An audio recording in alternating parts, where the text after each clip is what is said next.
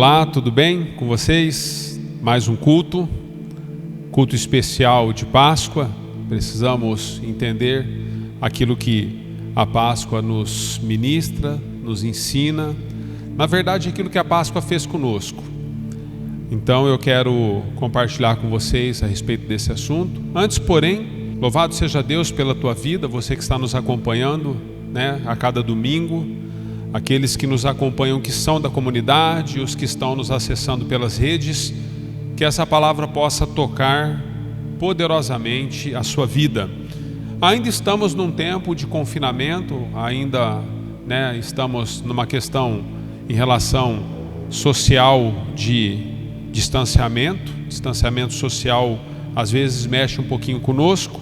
Estamos na igreja de novo, a igreja sem as pessoas, mas com a presença de Deus, porque Deus está sempre no controle das nossas vidas. Então que a paz do Senhor Jesus esteja sobre você e sobre a sua casa, que Deus possa ministrar o seu coração. Glória a Deus. Nós estamos no dia de Páscoa, hoje dia 12 de abril, onde nós comemoramos uma data que para muitos ainda ela simbolicamente é bastante confusa. O que é a ideia nossa? A ideia é nós podermos refletir um pouquinho de luz nessas confusões que fazemos em relação a esse momento e o significado desse momento. O assunto de hoje é a Páscoa e os seus efeitos. Vamos falar um pouquinho sobre isso. Tome o seu assento aí, tome o seu lugar, você e sua família, para que a gente possa discorrer um pouquinho sobre esse assunto. Eu quero começar com Josué capítulo 5, verso 10. Na tarde do 14º dia do mês, enquanto estavam acampados em Gilgal, na planície de Jericó, os israelitas celebraram a Páscoa. Dia 14 foi o dia estabelecido por Deus, amados, para que os israelitas pudessem participar, partilharem a Páscoa. A ideia, na verdade, de todo o rito era que Deus pudesse promover na vida dos israelitas a libertação da escravidão do Egito. Então, sob a liderança de Moisés, Deus traz ordens para que o povo pudesse preparar a ceia, pudesse preparar a Páscoa, e depois disso, cada família deveria sair apressadamente da sua casa. Quais foram as ordens dadas a Moisés em relação à ceia? As ordens foram claras. Todas as famílias deveriam separar um cordeiro de 1 ano de idade, sem defeito e sem manchas. Deveria ser um cordeiro perfeito. Esse cordeiro deveria ser feito pelos seus familiares e ele deveria ser comido na própria casa, junto com aqueles que estivessem na casa. Os elementos então da Páscoa, ou da ceia da Páscoa, eram o cordeiro assado. Ele não podia ser cozido, ele deveria ser assado, era uma instrução de Deus, por causa de uma série de símbolos que nós vemos a respeito de Jesus, e os pães sem fermentos e também ervas amargas. Esses eram os elementos da mesa da Páscoa, os mais importantes, dos quais Deus havia requerido de Moisés que ministrasse o povo. Na verdade, o cordeiro de 1 ano sem defeito e sem manchas representava Cristo. Os pães sem fermento representavam a pureza. E as ervas amargas, elas representavam o sofrimento e aquilo que o pecado causou na humanidade. Eu não sei se você tem consciência disso, mas desde a queda do homem, muito sofrimento foi estabelecido. E muito sofrimento nos alcançou pelos anos em que nós temos vivido aqui na terra. Esse era o desejo do coração de Deus, que eles pudessem ter uma compreensão também simbólica de todo o ritual que Deus estava estabelecendo. Acontece, amados, que a ordem dada a Moisés para os israelitas, eles deveriam então comer, participarem juntos em casa como família da ceia, mas eles deveriam não somente comer, eles deveriam comer de maneira apressada, e eles deveriam todos estar preparados para seguir viagem. Ou seja, Moisés saiu do Egito com mais de 3 milhões de homens contados, fora mulheres, crianças e velhos que não eram contados. Moisés, na verdade, então fica numa posição que Deus pede a ele, e todas as pessoas que iam acabando a refeição da Páscoa, da ceia, à medida que eles terminavam o ritual ali da alimentação, eles deveriam apressadamente sair em direção a Moisés para que eles pudessem seguir viagem. Então a refeição, ela foi comida de maneira rápida, e foi comida também de maneira preparada. Todos eles já estavam vestidos. Se você voltar no texto, se você for lá em Êxodo, por exemplo, você vai ver que Deus traz uma série, de ordens a Moisés. E as ordens é que eles deviam ter até as sandálias nos pés já, cajado nas mãos, e deveriam estar com suas roupas trajadas, para assim que eles comessem, eles pudessem então sair daquele lugar de escravidão que estava imperando sobre eles por meio de Faraó. Acontece, queridos, que Deus dá essa ordem a Moisés, e ao dar a ordem da Páscoa a Moisés, Deus diz para Moisés que a Páscoa deveria ser celebrada continuamente a partir desse primeiro momento. Mas a história nos relata algumas coisas interessantes a respeito da Páscoa, que são questões que trazemos e transportamos para os nossos dias. Outras são só simbólicas, mas uma das coisas que aconteceu é que quando Moisés ele sai apressadamente depois de terem feito a refeição com todos os de Israel, com todos aqueles que estavam sendo libertos da escravidão, eles saem e eles caminham por 40 anos no deserto. E embora havia uma decisão de Deus e uma ordem de que eles deveriam fazer da Páscoa, melhor dizendo, algo contínuo na vida deles, eles ficam 40 anos sem comemorarem e sem participarem da Páscoa. Por quê, pastor? Na verdade, amados, havia também dentro da lei judaica, havia algo que só poderia participar da Páscoa quem era circuncidado. Acontece que nos 40 anos caminhando pelo deserto, muitos filhos foram nascendo, e esses não eram circuncidados, e por não serem circuncidados, então a Páscoa passou a não acontecer durante esse período, mas sempre esteve como ordem de Deus que ela fosse feita de maneira contínua. Esse é o motivo pelo qual as igrejas dos nossos dias não permitem que pessoas não batizadas participem da ceia do Senhor. Nós vamos entender aqui, eu vou compartilhar com vocês e vou falar sobre isso já. A Páscoa no Antigo Testamento, na verdade, ela é uma projeção, queridos, em relação ao Novo Testamento, na implantação da ceia do Senhor nas nossas vidas, da nova aliança do sangue do Cordeiro.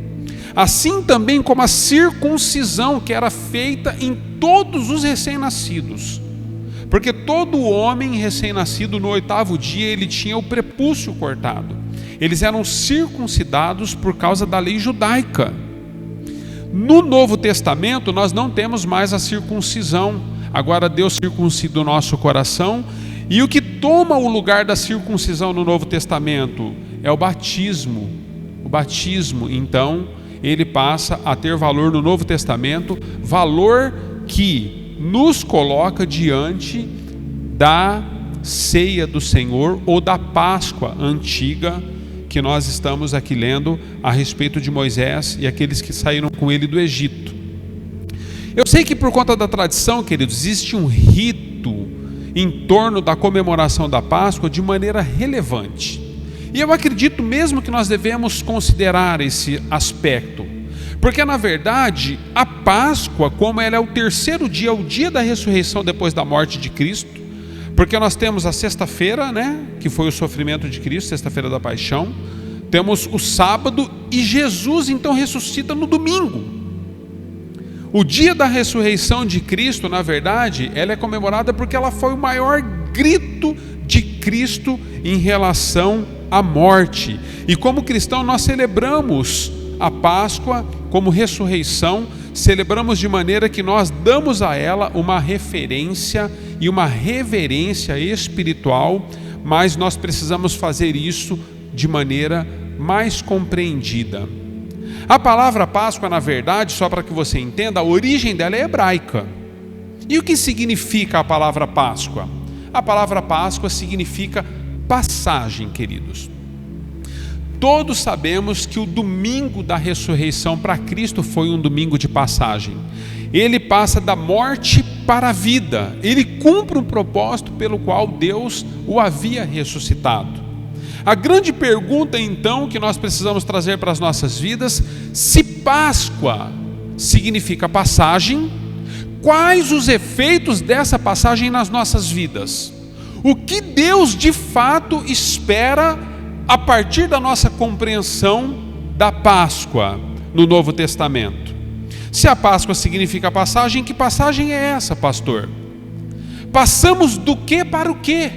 Ou de onde para onde? Isso é algo que deve ser claro para cada um de nós, porque a Bíblia, amados, ela está repleta de ensinos a respeito dos êxodos da vida cristã. Momentos em que aqueles que creram passaram de um nível para o outro, passaram de uma situação para outra, passaram de um momento para outro, mas a Páscoa, ela tem um significado muito mais profundo do que simplesmente passarmos de níveis. A Páscoa, ela transporta cada um de nós da morte para a vida. Essa é a maior transformação que a Páscoa traz e o significado dela em cada um de nós. Então, a primeira verdade que eu quero trazer para nós a respeito da Páscoa: tudo começa na cruz. Tudo começa na cruz. Foi por meio da morte de Cristo e a sua ressurreição que nós passamos a ter vida. Se Páscoa significa passagem, precisamos compreender que o sacrifício do Cordeiro, que era simbólico naquele momento, onde Moisés é levantado como um tipo de Cristo, porque Moisés é levantado como um tipo de Cristo, queridos.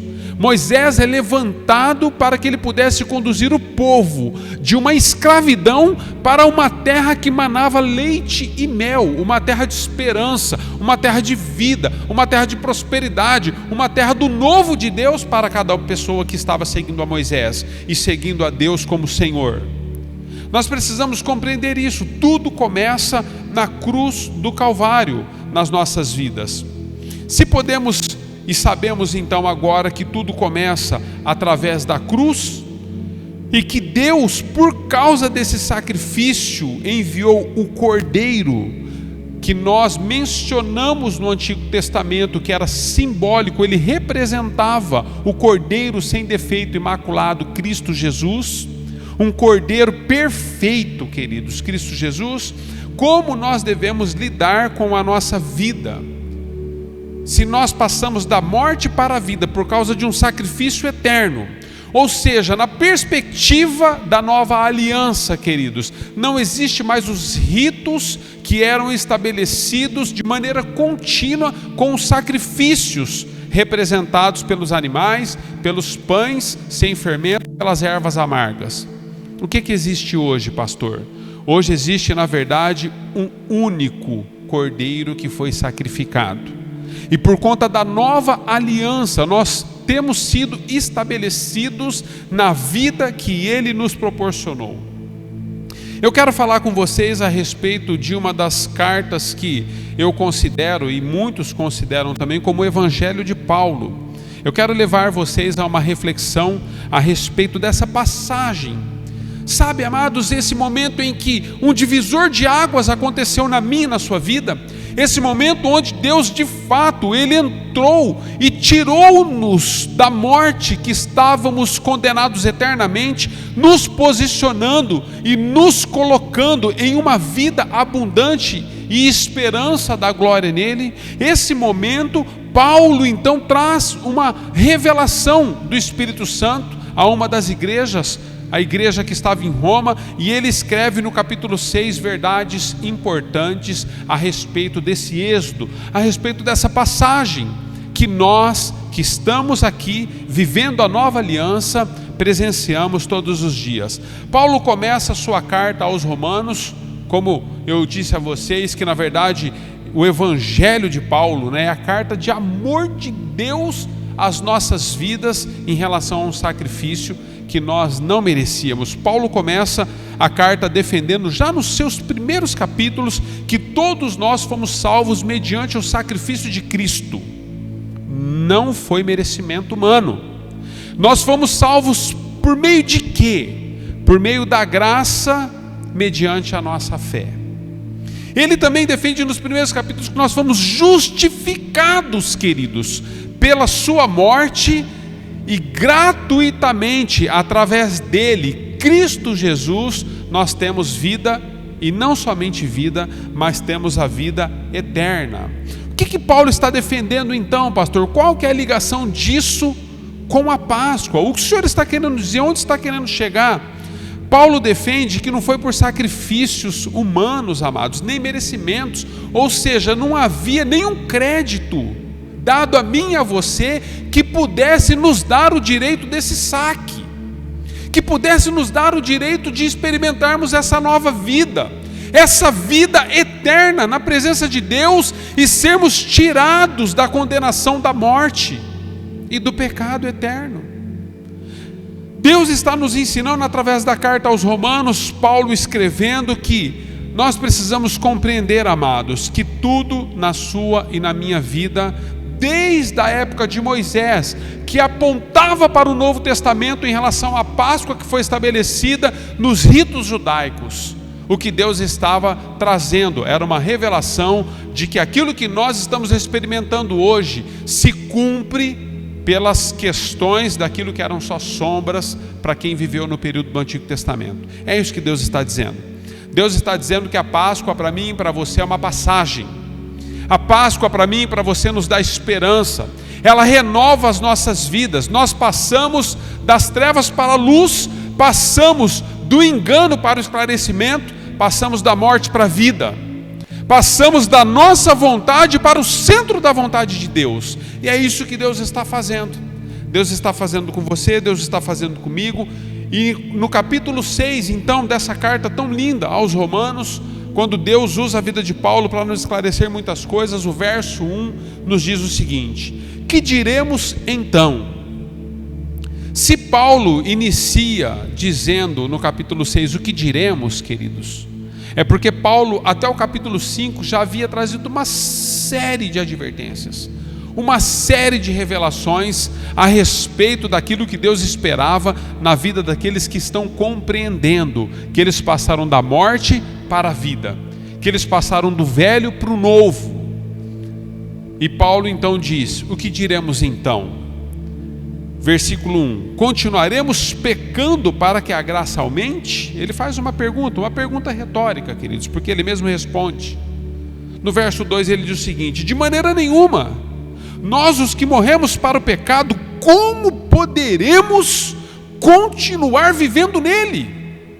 Olha só a ideia de Paulo. Eu penso, queridos, que Paulo está querendo dizer: como eu posso olhar para Cristo entendendo todo o sacrifício do Cordeiro que foi sacrificado, morto, entregue, crucificado em favor de mim mesmo, e eu posso continuar tocando a minha vida como se nada tivesse acontecido, como se isso não existisse, como se fosse uma fábula, um conto. Paulo está querendo dizer: irmãos, vocês precisam compreender isso. Como que vocês podem continuar se entregando ao pecado e à libertinagem, tendo em vista que Cristo foi o Cordeiro que foi imolado em favor das nossas vidas? Mas Paulo continua. No versículo 3 ele diz: ou vocês não sabem que todos nós que fomos batizados em Cristo Jesus, fomos batizados em sua morte? Outra pergunta: será que não sabemos? Me parece que os romanos estavam um pouco confusos. A igreja não estava compreendendo, porque Paulo está trazendo uma advertência a eles: vocês não sabem? Verso 4: portanto fomos sepultados com ele na morte por meio do batismo, a fim de que assim como Cristo foi ressuscitado dos mortos, mediante a glória do Pai, também vivamos uma vida nova. Feliz Páscoa. Ele morreu por nós, queridos, e juntamente com ele morremos também. Essa é a ideia da Páscoa. Eu penso que a partir dessa compreensão de que ele pagou o preço do nosso pecado morrendo por nós, Paulo, na revelação que teve, ao dizer o que disse, podemos dizer igual ele: não vivo mais eu, mas Cristo vive em mim. E a vida que agora eu vivo para a glória de Deus. Você está entendendo? Você consegue, na verdade, compreender o significado da Páscoa na minha e na sua vida? A morte do Cordeiro Imaculado, depois a ressurreição desse Cordeiro. A nossa morte para o pecado é a nossa ressurreição junto a esse Cordeiro, um novo estilo de vida, uma nova maneira de pensar, de se portar. Verso 5: se dessa forma fomos unidos a Ele, e na semelhança da sua morte, certamente o seremos também na semelhança da sua ressurreição. Páscoa é isso, queridos. Todos nós vamos ressuscitar com Cristo. A Páscoa nos dá a ideia de recomeço. A Páscoa, na verdade, ela simboliza o perdão de Deus sobre os nossos delitos. A Páscoa é o preço pago para que eu e você pudéssemos seguir em frente. Isso é Páscoa. A Páscoa não é somente uma festa, um rito, não é somente uma data a ser comemorada, queridos. A Páscoa tem um significado através da palavra de Deus, através do sacrifício no Calvário, que traz muitas verdades a meu e seu respeito em relação àquilo que Deus está fazendo. Então todos nós, amados, fomos comprados por um alto preço, que nos dá a vida de um recomeço eterno na presença de Deus. Verso 6, Romanos 6, verso 6: pois sabemos que o nosso velho homem foi crucificado com ele, para que o corpo do pecado seja destruído, e não mais sejamos escravos do pecado. Pois quem morreu foi justificado do pecado. Ora, se morremos com Cristo, cremos que também com Ele viveremos. Pois sabemos que, tendo sido ressuscitado dos mortos, Cristo não pode morrer outra vez.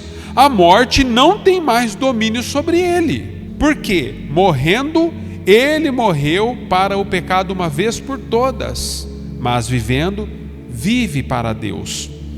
Se você morre de uma vez por todas para o pecado, queridos, essa é a ideia de Paulo nos ministrando a respeito desse novo momento da nossa vida, dessa passagem que tínhamos do velho para o novo Adão, do homem ignorante em relação às coisas de Deus para um homem que agora tem a revelação das coisas de Deus. A ideia de Paulo é o seguinte: olha, se nós morremos de uma vez por todas para o pecado, como nós podemos continuar vivendo como se ele não existisse e que ele pudesse continuar dominando as nossas vidas da maneira que ele domina?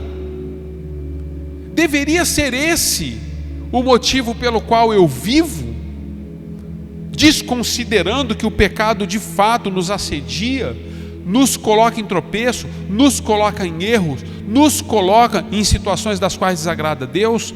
Parece-me que não. Paulo está nos ensinando sobre isso. Então, da mesma forma, considerem-se mortos para o pecado, mas vivos para Deus em Cristo Jesus. Aí ele usa no versículo 12 a expressão dizendo a respeito desse novo momento de vida que temos, por termos passado da morte para a vida. Verso 12 ele diz o seguinte: portanto, não permitam. A palavra aqui, queridos, existe uma responsabilidade sua e minha no processo. Falamos tanto sobre o livre-arbítrio, às vezes queremos usar o nosso livre-arbítrio para que nós possamos pecar, banalizar a graça, banalizar aquilo que Deus fez, aquilo que Deus nos concedeu. Mas Paulo está trazendo uma advertência sobre o nosso livre-arbítrio. Ele está dizendo o seguinte: portanto, não permitam, ou seja, use o seu livre-arbítrio para que ele possa ser agora bênção na sua vida, para que ele possa ser vida em você.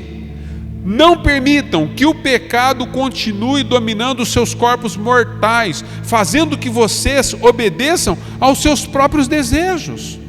Paulo está dizendo, existe um desejo nosso próprio, queridos, a nossa carnalidade, a nossa vontade de voltarmos aos mesmos erros sempre. Mas Paulo está dizendo, não, vocês passaram por esse período de compreensão e entendimento novo daquilo que Deus fez na cruz do Calvário.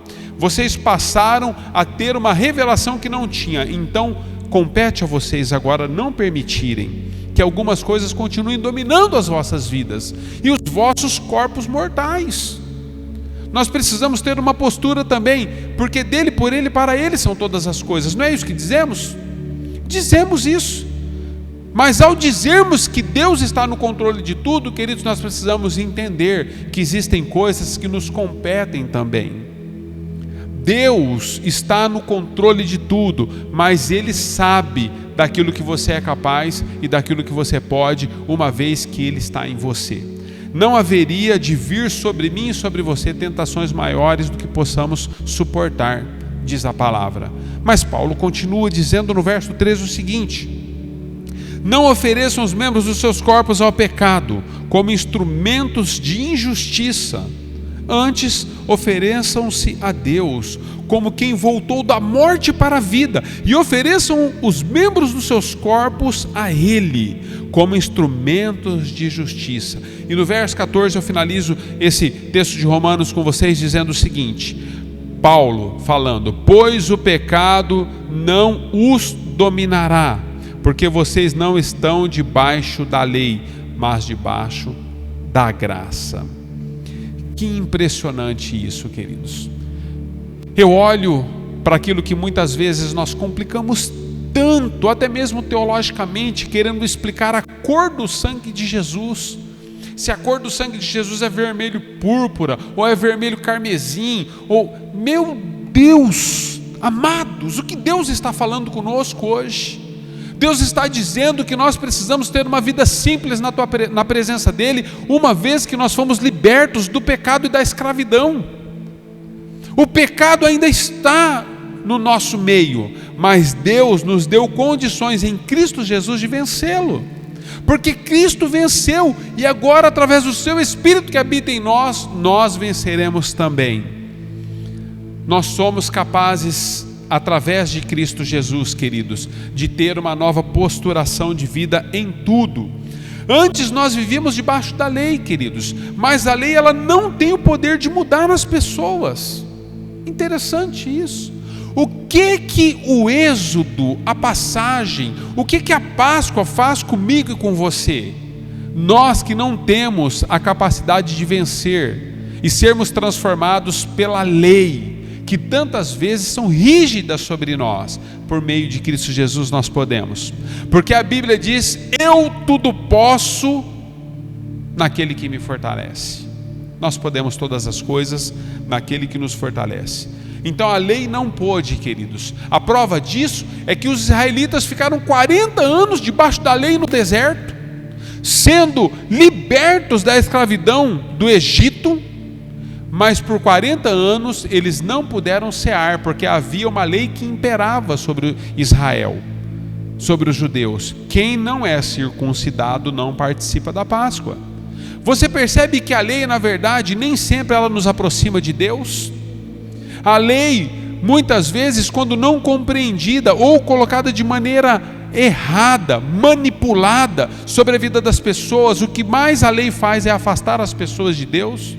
Nós não podemos cumprir todas as leis, mas nós podemos nos dobrar à graça que nos vivifica e que nos salvou, que nos redimiu, que nos levantou, que nos trouxe e nos dá esperança. A lei não pôde, queridos, fazer com que Israel conseguisse por si mesmo, mas a graça nos redime e nos dá uma nova chance. Ela nos transforma, ela transforma a nossa vã maneira de vivermos. Isso é que é a Páscoa. A Páscoa não é nós esperarmos todos os anos para que uma data chegue, que nós chamamos essa data de domingo de Páscoa, de domingo da ressurreição. A Páscoa não significa só isso, queridos. A Páscoa, na verdade, ela tem um poder muito maior nas nossas vidas, através da mensagem da cruz, a respeito do que Deus espera de mim e de você, para que nós vivamos e sejamos na vida daqueles que estão junto de nós. Como você tem lidado com aqueles que estão lá fora, uma vez que você nasceu de novo? Uma vez que essa passagem de quem você era para quem você se tornou em Cristo, como as pessoas têm sido alcançadas e tocadas por mim e por você? Quantos de nós fomos matriculados, queridos, em uma escola que pudesse nos ensinar coisas das quais elas já fazem parte da nossa vida caída. Nenhum de nós. Quer ver? Eu quero dar um exemplo para vocês. Como nós vivemos lá fora? É sobre isso que eu estou dizendo. O que a Páscoa de fato fez com você? O que a Páscoa de fato fez comigo? A verdade é que nós carregamos dentro de nós a natureza caída, amados, ainda que não queiramos, ainda que nós não desejemos, o pecado nos corrompeu e a queda nos escravizou. Nenhum de nós, amados, matriculou um filho ou fomos matriculados pelos nossos pais em uma escola para que nós pudéssemos aprender a mentir. Você foi matriculado numa escola para aprender a mentir? Eu penso que não. Você foi matriculado em algum curso para que você pudesse passar as pessoas para trás? Para que você pudesse ser infiel? Nenhum de nós, amados, fomos matriculados. E nem matriculamos os nossos filhos. Mas o que acontece conosco então é que todos nós estamos debaixo da mesma lei, a lei do pecado e da morte que impera na raça caída. Mas a Páscoa nos traz vida e nos vivifica, nos tirando do império, da escravidão dessa lei que nos governa. Isso é Páscoa, queridos. E Paulo está dizendo: irmãos, o que faremos então com tamanha revelação? Se nós temos compreendido e entendido que essa lei não pode mais imperar nas nossas vidas, se a Páscoa de fato faz sentido para mim e para você, o que faremos então? Qual deve ser o nosso papel?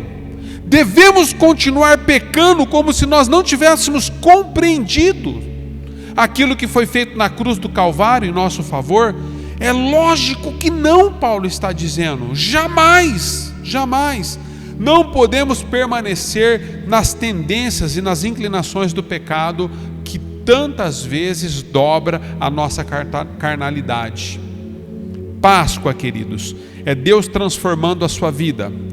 É Deus fazendo com que você passe dessa vida caída para uma nova vida de esperança na presença daquele que vive hoje e eternamente.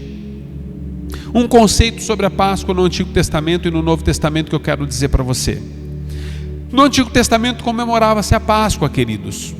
Teologicamente, biblicamente dizendo, no Novo Testamento não comemoramos a Páscoa.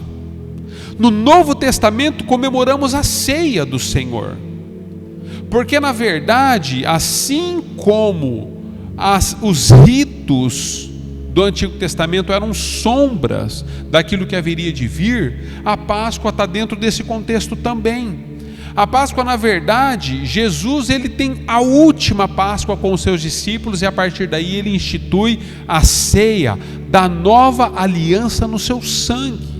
É quando o Cordeiro de Deus, seu Filho Cristo Jesus, a partir da morte e da ressurreição, a partir da cruz do Calvário, há um divisor de águas e há também uma nova postura. Então, diferentemente da Páscoa, queridos, antiga do Novo Testamento, nós temos a ceia da nova aliança, que substitui a condição dos ritos da Páscoa naquele contexto de formato. O que nós temos para o Novo Testamento? Nós temos a nova aliança através do sangue de Cristo Jesus. É por isso, queridos, que nós não deveríamos, como cristãos, como filhos de Deus, enfatizar tanto, olha, o domingo de Páscoa, olha, a Páscoa está chegando, olha, você vai se reunir na Páscoa. Amados, mesmo no Antigo Testamento, Deus dá uma ordem para Moisés, que a Páscoa ela deveria ser feita, deveria ser vivenciada, deveria ser compartilhada continuamente. Mas no nosso calendário, nós fazemos isso uma vez por ano em relação à Páscoa. Mas em relação à ceia, não. Porque Deus, através do seu Filho Cristo Jesus, Jesus diz o seguinte: vocês devem cear e fazer isso em memória de mim até que eu volte, continuamente também. Por isso nós ceiamos, amados. Algumas igrejas ceiam mensalmente, outras igrejas ceiam semanalmente. Mas na verdade, queridos, a Páscoa para nós, ela tem um significado como cristãos diário. Porque a Páscoa é uma passagem, é Cristo morrendo e ressuscitando, é Cristo nascendo em nós e através de nós, é Cristo sendo centralizado no seu sacrifício do Calvário. É Cristo. A Páscoa, ela tem um sentido e um significado diário para mim e para você. Mas obedecendo a palavra do Novo Testamento e finalizando com vocês a respeito dessa questão da Páscoa, nós temos tido costume como comunidade, como igreja local, de fazermos, compartilharmos da Páscoa ou da ceia no Novo Testamento, uma vez por mês. É isso que nós fazemos, queridos. Todas as vezes que você está ceando, talvez você não tenha tido ainda essa compreensão. É a Páscoa do Senhor. Você está celebrando aquilo que Jesus fez na cruz do Calvário, o Cordeiro que morreu e ressuscitou. O Cordeiro que se entregou para que seus pecados fossem perdoados e você fosse salvo. E nós fazemos isso assim de maneira criteriosa. Acontece que eu trouxe todo esse texto para vocês, essa compreensão do texto, para que você pudesse, daqui para frente, quando você for participar da ceia, você pudesse entender o significado de uma maneira mais completa e mais profunda a respeito desse momento.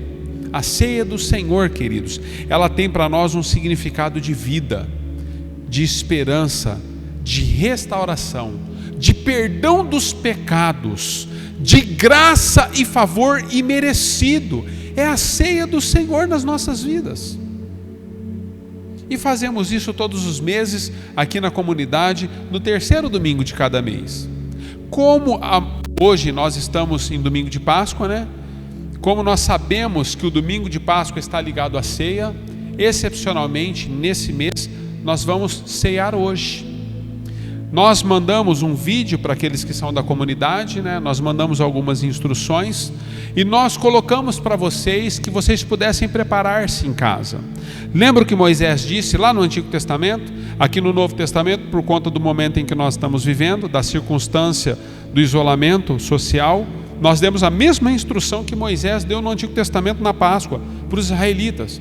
Moisés diz: olha, vocês devem preparar um pão sem fermento, devem preparar um cordeiro de 1 ano, sem defeito e sem mancha, e vocês devem preparar ervas amargas. Nós demos as mesmas instruções para vocês. Preparem o pão e o suco de uva, para que cada família na sua casa possam cear juntos. E nós vamos fazer isso de maneira não menos importante, queridos.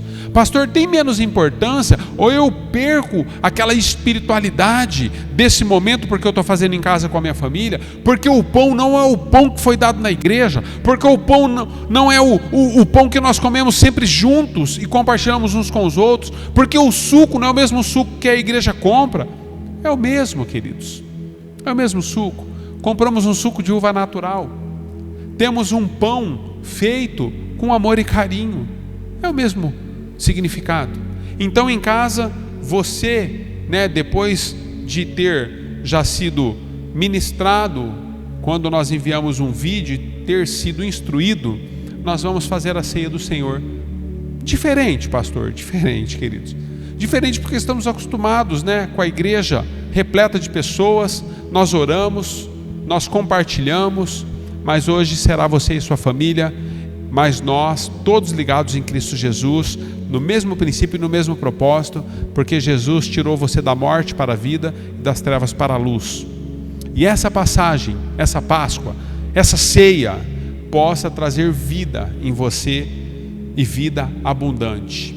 Lucas, capítulo 22, verso 19 e 20, eu vou ler com vocês, antes de partir os elementos que nós vamos partilhar da mesa do Senhor, da ceia que foi dada no lugar da Páscoa.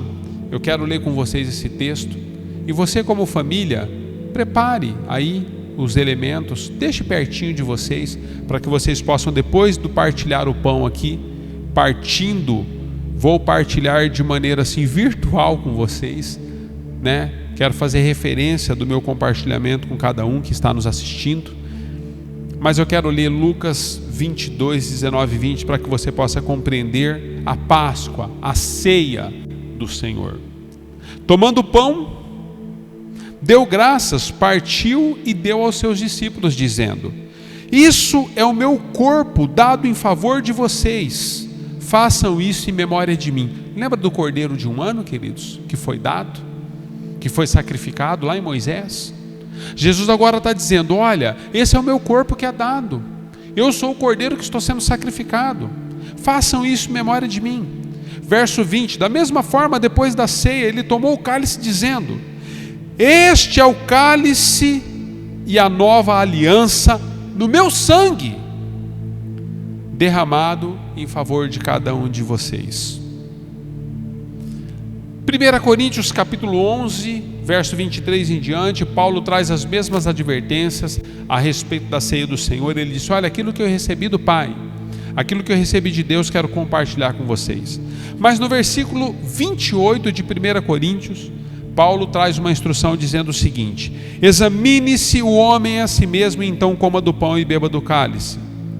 Pois quem comer e beber sem discernir o corpo do Senhor, come e bebe para sua própria condenação.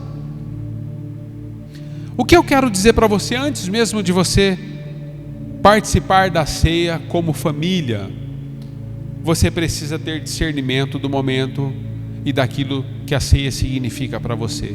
Você não deve ficar fora da ceia, queridos, você deve ceiar, porque a ceia é um momento em que Deus de fato traz cura, é um momento onde nós estamos obedecendo um princípio, uma ordenança de Deus no Novo Testamento para nós. Jesus, de maneira explícita, ele declara: façam em memória de mim. Mas você deve fazer isso com responsabilidade.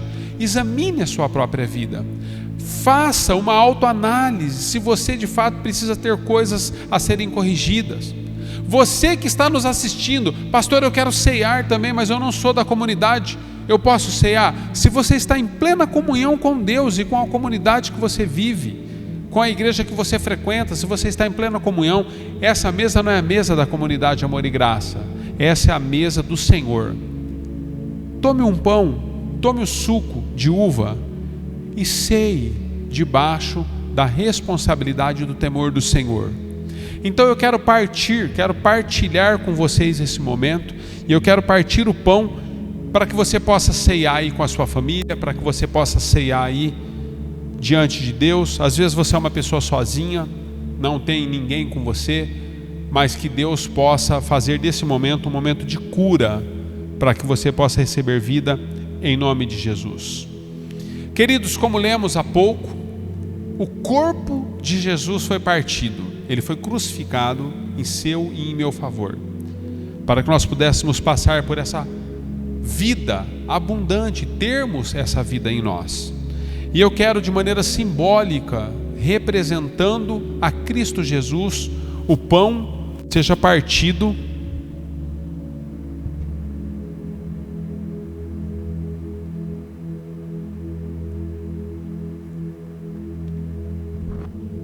como o corpo de Cristo for partido. Ele foi partido em seu favor. Sabe, amados, uma das questões mais lindas da Bíblia é o corpo de Cristo partido. Através do seu corpo partido, amados, é que eu e você, que somos pequenos fragmentos na história da raça humana, podemos ser unidos novamente.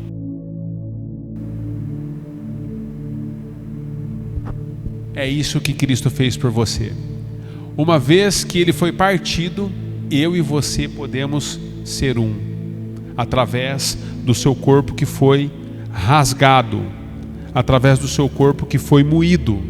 Da mesma forma, a Bíblia diz que Jesus, tomando o cálice, deu graças e depois ceiou e tomou com os seus discípulos. Sabe, amados, através do sangue de Jesus, a vida de Deus entra em você. E eu quero dar graças pelo pão partido, pelo suco que estamos representando o sangue, a fim de que você, ao participar desses elementos, você possa estar debaixo da obediência da nova aliança, ou seja, a Páscoa de Deus, a Páscoa do Novo Testamento sobre a sua e a minha vida. Vamos orar, eu quero orar por você.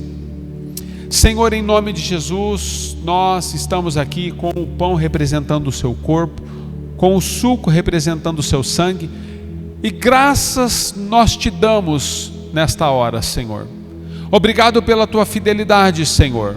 Não é fácil para nós fazermos desta forma, tudo parece tão frio, tão estranho, porque nós estamos acostumados com a aglomeração, com o calor do corpo de Cristo, das pessoas, com cada um que nós conhecemos e amamos, mas hoje, Senhor, é um dia, é uma data tão importante para nós. Em obediência à tua palavra, Senhor, nós fazemos isso de maneira que refletimos sobre as nossas vidas. Pai, nós te pedimos perdão pelos nossos pecados. Te pedimos perdão, Senhor, pelos nossos pecados, porque o Senhor é o Deus que nos redimiu de todo pecado, de toda injustiça, Senhor, e de todo juízo que seria contrário a nós. Nós te louvamos pelo sangue da nova aliança, Senhor. E nessa hora nós declaramos, na autoridade do nome de Jesus, Senhor, que nós possamos receber vida enquanto partilhamos deste momento, enquanto compartilhamos do corpo e do suco, representando simbolicamente o teu corpo e o teu sangue, que nos traz vida e nos coloca em uma nova vida, vida abundante. Assim nós te bendizemos e te agradecemos em nome do Senhor Jesus, a quem dizemos amém e amém. Amém, amados. Faça uma oração pessoal agora, você, tenha alguns segundos aí com Deus, minutos, conforme você bem entender. Faça uma oração pessoal. Depois de você fazer a sua oração pessoal, participe da maneira que você também compreender, sozinho ou compartilhe com seus familiares, e que esses elementos representados possam trazer vida e vida abundante em todos vocês. Amém? Louvado seja Deus pela sua vida, Nós declaramos que você possa de fato ser assistido pelo Espírito Santo de Deus em tudo o que Deus está fazendo, que você possa refletir sobre aquilo que Deus está movendo na sua vida nesses dias em que estamos confinados, em exclusão social. Sobretudo, eu declaro que a paz do Senhor Jesus venha sobre você, de maneira que você possa ser transformado nessa passagem, que a Páscoa faça sentido de maneira bíblica para você, em tudo aquilo que você vier a viver daqui para frente. Glória a Deus. Acesse, querido, as nossas redes sociais, Comunidade Amor e Graça. Compartilhe essa palavra, uma palavra simples, queridos. Jesus sempre ministrou de maneira entendível a todo mundo. Compartilhe lá com quem você ama. Se essa palavra precisa alcançar a vida de algumas pessoas, você é o canal. Acesse lá Instagram, Facebook, compartilhe esse vídeo para que outros possam ser tocados e abençoados também. Amamos vocês, até um próximo momento.